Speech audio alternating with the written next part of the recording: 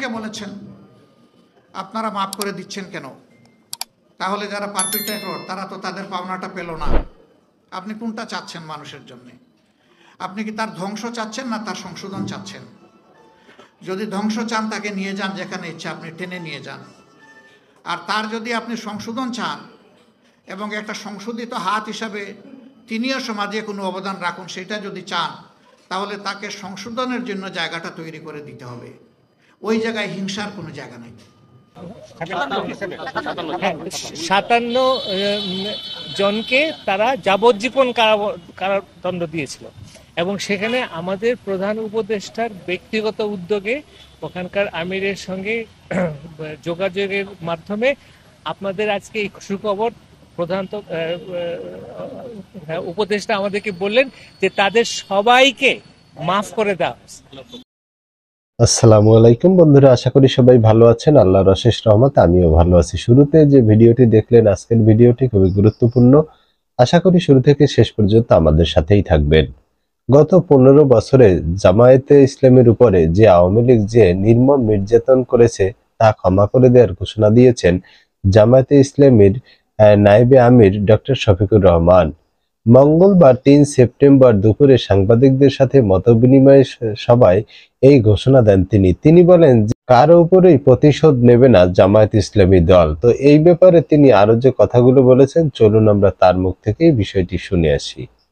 এখানে জাতির সকল স্তম্ভের হাতগুলোকে জাতীয় স্বার্থে এক জায়গায় আসতেই হবে। এই জায়গায় কোনো বিভাজন চলবে না। একটা জাতি যখন ঐক্যবদ্ধ থাকে গোটা বিশ্ব তাদেরকে সম্মান করতে বাধ্য হয়, আর জাতিটা যখন বিভক্ত হয়ে পড়ে তখন তাদের মাথার উপর সবাই মাতব্বরি করে এবং এতে ওই জাতির শুধু ক্ষতির পরিমাণ বাড়ে, এ জাতি লাভবান হয় না। আজকে বড় প্রয়োজন আমাদের ঐক্যের। আমরা অতীতে যদি বিভক্ত হয়েই থাকি দল ধর্মের ভিত্তিতে, ট্রাইবস এবং বিভিন্ন কাস্টের ভিত্তিতে, আমি বলবো যে এগুলো আমরা ভুলে যাই। আমরা বলতে চাচ্ছি আমাদের এই প্রিয় দেশে যারাই জন্মগ্রহণ করবে তিনি যে ধর্মেরই হন, যে দলই সমর্থন করুন কিংবা নির্দলীয় হন, তিনি এর দেশের একজন গর্বিত মর্যাদাবান নাগরিক এবং সকল নাগরিককে তার অধিকার সংবিধান এবং রাষ্ট্র যা দিয়েছে করুণা হিসেবে নয়, তার অধিকার হিসেবে তাকে দিতে হবে। এই অধিকার প্রাপ্তির জন্য যুদ্ধ হচ্ছে রাজনীতিবিদরা, যুদ্ধ হচ্ছে কলম যুদ্ধ এবং বাক যুদ্ধরা। এই আপনারা আর আমরা মিলেই কিন্তু সমাজটাকে আমরা রাইট ডিরেকশনে নিব, এটা আমাদের দায়িত্ব। অনেকে বলেছেন আপনারা মাফ করে দিচ্ছেন কেন, তাহলে যারা পারপিট্রেটর তারা তো তাদের পাওনাটা পেল না। আপনি কোনটা চাচ্ছেন মানুষের জন্য? আপনি কি তার ধ্বংস চাচ্ছেন না তার সংশোধন চাচ্ছেন? যদি ধ্বংস চান তাকে নিয়ে যান যেখানে ইচ্ছা, আপনি টেনে নিয়ে যান। আর তার যদি আপনি সংশোধন চান এবং একটা সংশোধিত হাত হিসাবে তিনিও সমাজে কোনো অবদান রাখুন, সেটা যদি চান তাহলে তাকে সংশোধনের জন্য জায়গাটা তৈরি করে দিতে হবে। ওই জায়গায় হিংসার কোনো জায়গা নেই, এখানে উদারতার প্রশ্ন। তবে আমরা বলেছি হ্যাঁ, কোনো ভিকটিম কিংবা ভিকটিম ফ্যামিলি তারা যদি সুনির্দিষ্ট অপরাধের প্রতিকার চেয়ে আইনের আশ্রয় নেয়, আমরা তাদেরকেও সাহায্য করব, এটা আমাদের দায়িত্ব। কিন্তু দল হিসাবে আমাদের উপরে যা করা হয়েছে, এই জুলুম শব্দ বলতেও আমার কষ্ট লাগে, যা করা হয়েছে আমরা আল্লাহর রাস্তায় তা ক্ষমা করে দিলাম। দল হিসাবে আমরা কোনো প্রতিশোধ নেব না। তবে এটা আশা করব যারাই রাজনীতি করবেন তাদের জন্য আল্লাহ একটা রাজকীয় মন দেন, তারা যেন জটিল এবং সংকীর্ণ মনা না হন, তারা যেন এক ছোখা না হন, তারা যেন তুষামতকারীদের পাল্লায় পড়ে জনগণকে ভুলে না যান, তারা যেন জনগণের খাদেম হন, তারা যেন জনগণের মালিক না হন। জামাতের আমির এবং মহানগরী উত্তরের আমির দুইজনই বৃহত্তর সিলেটের মানুষ। আমার পরিচয় ভাই ভিন্ন। আমাকে লোকেরা জিজ্ঞাসা করে আপনার ঠিকানা কি, আমি বলি সাধারণ পরিবহন সমগ্র বাংলাদেশ। আমি যদি এই সংগঠনের প্রধান হয়ে থাকি তাহলে আমার নির্দিষ্ট ঠিকানা নাই, আমার সারা বাংলাদেশই আমার ঠিকানা। আমি যদি বাংলাদেশকে সেইভাবে না নেই তাইলে আমি ইনসাফ করতে পারবো না, আমার দলের উপরে পারবো না, আমি দেশবাসীর উপরে পারবো না। আমি এই ঠিকানায় থাকতে চাই, এটাই আমার জন্য কমফোর্টেবল। কোটা সংস্কার আন্দোলন যখন শুরু হয়েছিল বাংলাদেশে, শুধু বাংলাদেশি নয়, বিদেশে থাকা বাংলাদেশিরাও কিন্তু এই আন্দোলনে শরিক হয়েছিলেন, যার যার স্থান থেকে তারা বিক্ষোভ করেছিলেন।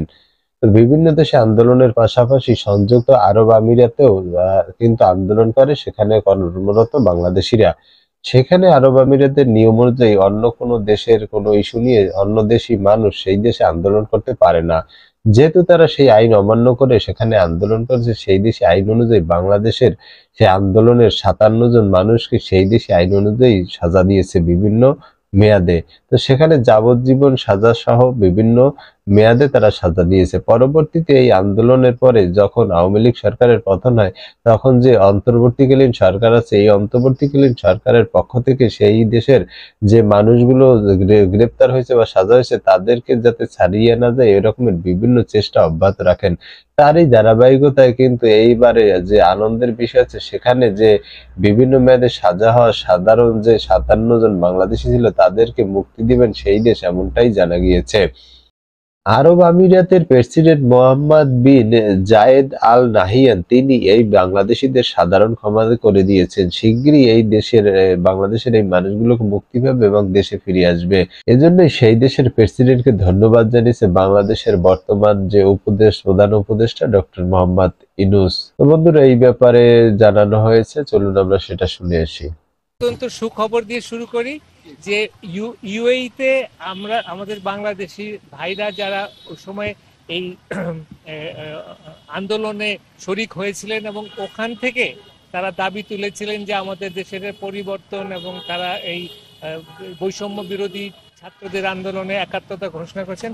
তাদেরকে আপনারা জানেন যে ওইখানকার সরকার তাদেরকে 57 জনকে তারা যাবজ্জীবন কারাদণ্ড দিয়েছিল, এবং সেখানে আমাদের প্রধান উপদেষ্টার ব্যক্তিগত উদ্যোগে ওখানকার আমিরের সঙ্গে যোগাযোগের মাধ্যমে আপনাদের আজকে এই সুখবর প্রধান